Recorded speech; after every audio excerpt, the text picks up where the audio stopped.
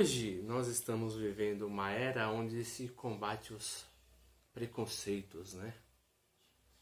Se condena o preconceito como se fosse algo mal, algo, algo que não faz parte da natureza humana, algo que é totalmente cultural, né? E que mediante o processo de globalização, você conhecendo a cultura do outro, né, você perde esse preconceito. Esse tipo de mensagem ela é estritamente romântica, né? Ela é calcada em ideais, né? Por quê? É um ideal porque prega um mundo muito florido e nega-se a natureza humana.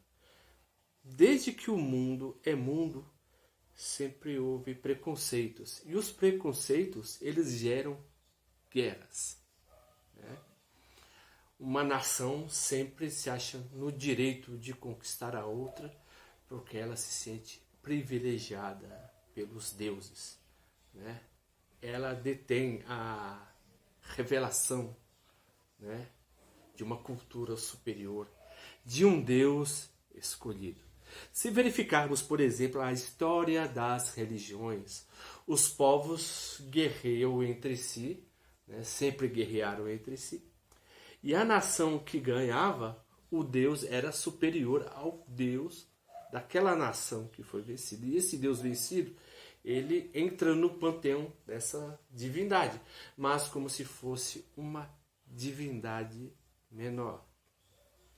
Em questão, por exemplo, ao cristianismo, né, no tocante à relação da Igreja Católica, né, a Igreja Católica, no decorrer, né, até mesmo da Idade Média, se lutava contra outras nações. Verificamos a questão da cruzada, né?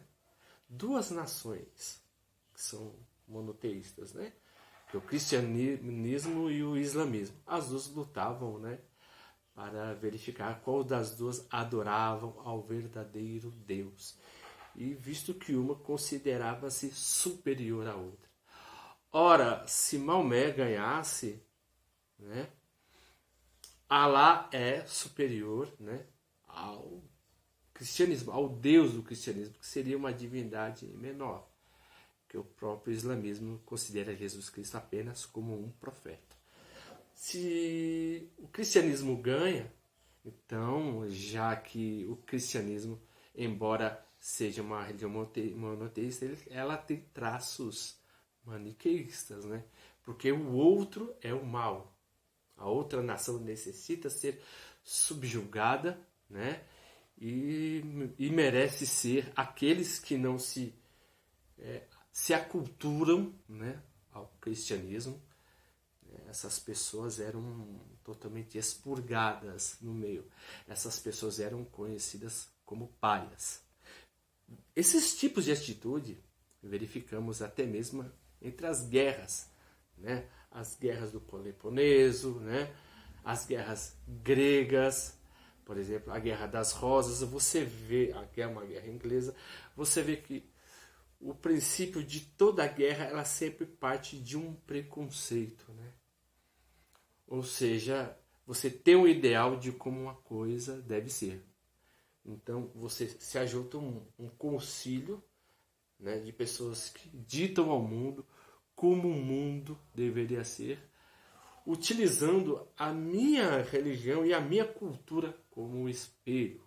Então, visto que toda a cultura ela está calcada numa espécie de ser representante de uma divindade. Ela é superior. O processo de globalização, né, como estamos no período da pós-modernidade, que é a modernidade líquida, a divindade, né, ela não está como parâmetro, né, porque não estamos mais em regime teocrático, estamos em regime monocrático.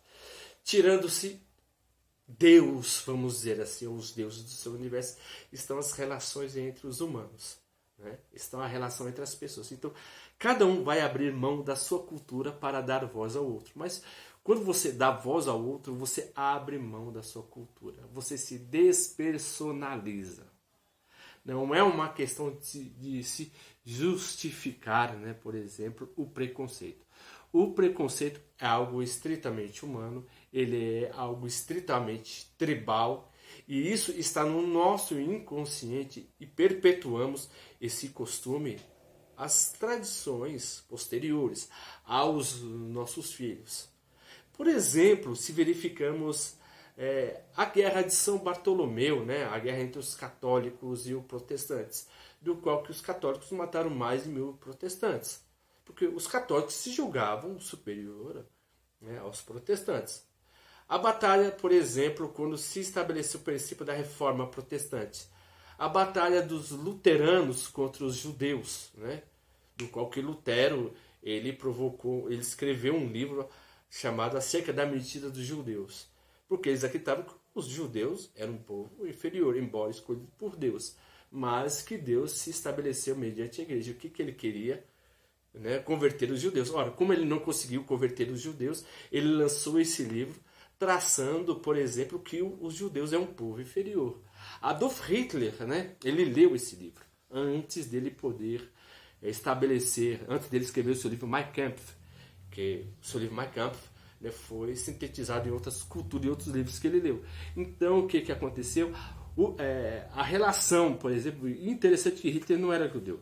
Hitler, ele era austríaco. Hitler não era alemão, ele era austríaco. Então, o que Hitler ele elaborou? Que os judeus eram uma nação inferior, porque se sentiam ameaçados. Todos os povos que se consideram superior aos outros, esses mesmos povos, eles se sentem ameaçados e ele implementa a sua cultura por força, por medo da sua cultura não ser subjugada. Uma pessoa, por exemplo, que lê sobre a sociologia da religião e a antropologia da religião, se verifica que os povos se estabelecem por esse parâmetro. Interessante quando uma pessoa tenta desfragmentar um grupo, né, que esse grupo não seja, que ele não pode ser, por exemplo, preconceituoso, mas você pode até se desfragmentar, mas as pessoas em si têm certos preconceitos. As pessoas mesmo não admitem os preconceitos que têm. Por exemplo, uma pessoa que luta com uma pessoa, né, que critica uma pessoa que tem preconceito, essa própria pessoa já é preconceituosa a uma pessoa que tem preconceito, porque essa pessoa ela se sente superior à outra que julga todas as religiões, e essa pessoa que se sente, né, no direito de julgar o preconceituoso, ela é uma hipócrita, ela apenas se isenta desse sentimento de hipocrisia, falando que todos são iguais. As pessoas não são iguais, as culturas não são iguais, os deuses não são iguais. Interessante que isso é tudo uma característica totalmente antropológica, sociológica, psicológica, cultural. Então, por exemplo, se verificarmos no período do Paleolítico, né, houve a guerra, por exemplo, dos Homo sapiens contra os Homo neandertais. Os sapiens se consideravam superiores aos neandertais e os dizimaram. Então, é da natureza humana, né, essa sanha de querer se sentir superior a outra. Mas isso não dá o aval, né, de você poder tolher a liberdade do outro, a expressão do outro. Isso apenas serve para nos mostrar que o ser humano ele é preconceito e tocante à sua natureza. A pessoa que diz que não é hipócrita, na verdade, essa pessoa ela não vê o quanto que, sabe, essa pessoa mesmo não vê o quanto que hipócrita que a mesma é, né?